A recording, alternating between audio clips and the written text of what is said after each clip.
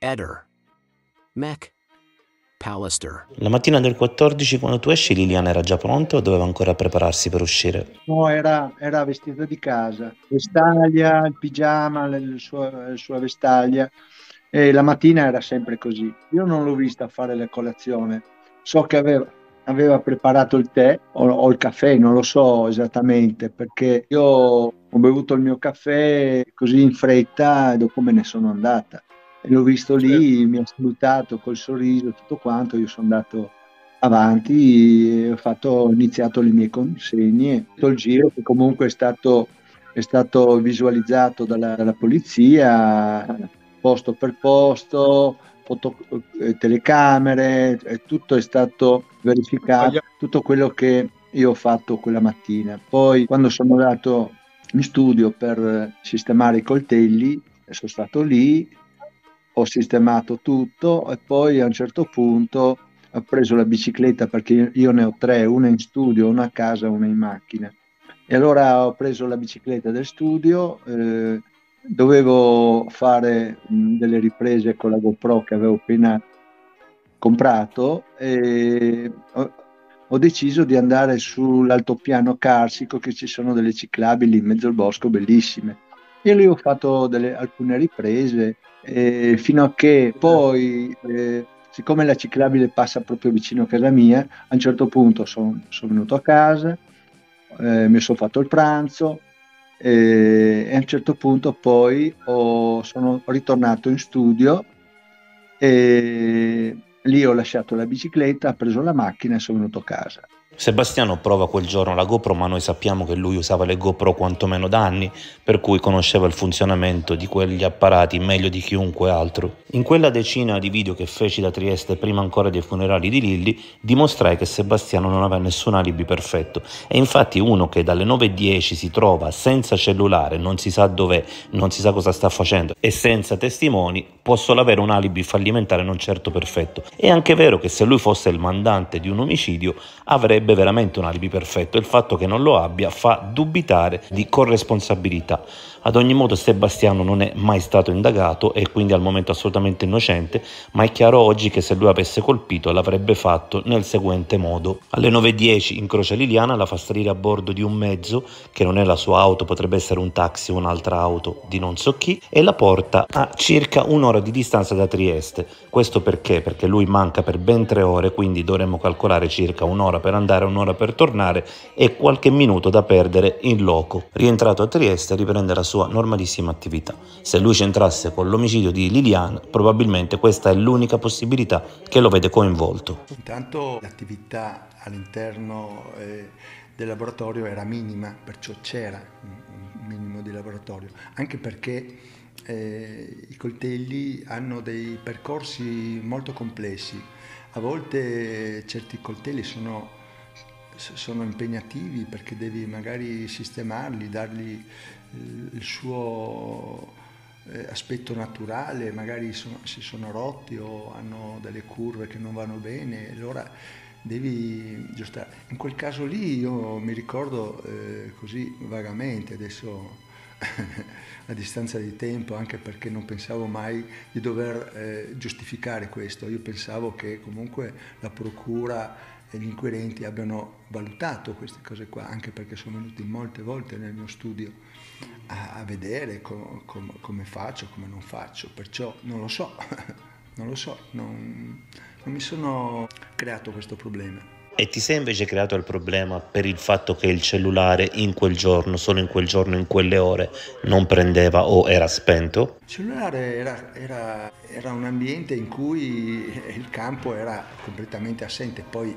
dipende dalla giornata, c'è il sole, c'è la pioggia, c'è quello, c'è il nuvoloso, sono tanti fattori che comunque influiscono e in quel giorno lì non lo so.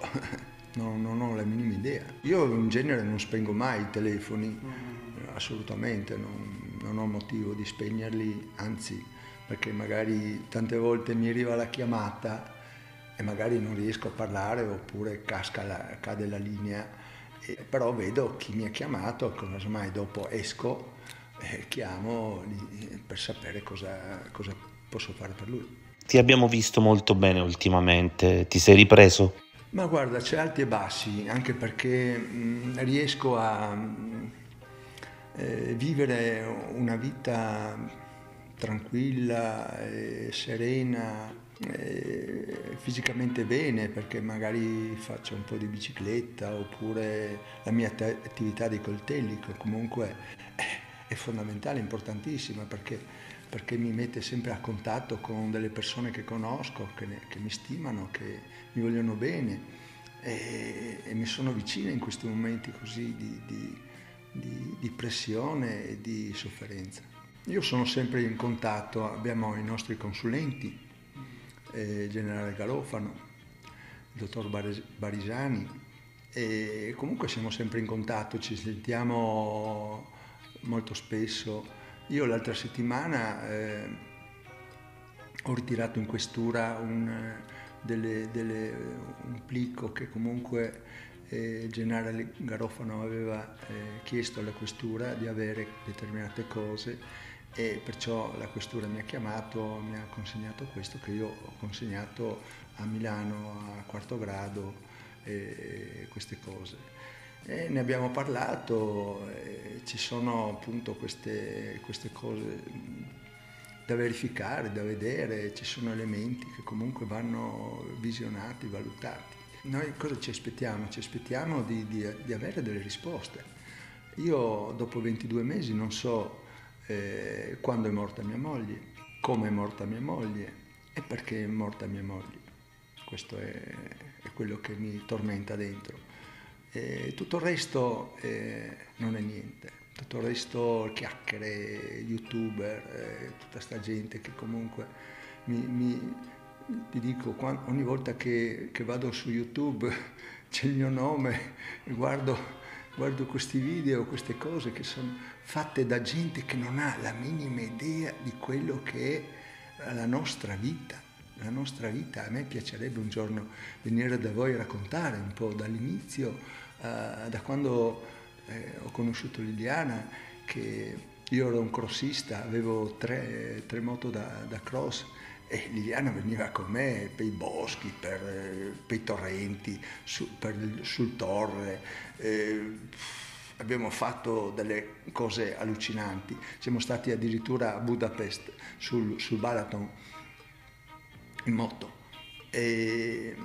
Sono belle cose. Sono stati gli anni del cross, poi sono stati gli anni delle moto e poi ultimamente, questi ultimi anni, abbiamo scoperto la bicicletta. Noi avevamo già le biciclette da corsa, abbiamo fatto anche giri di 150-180 km,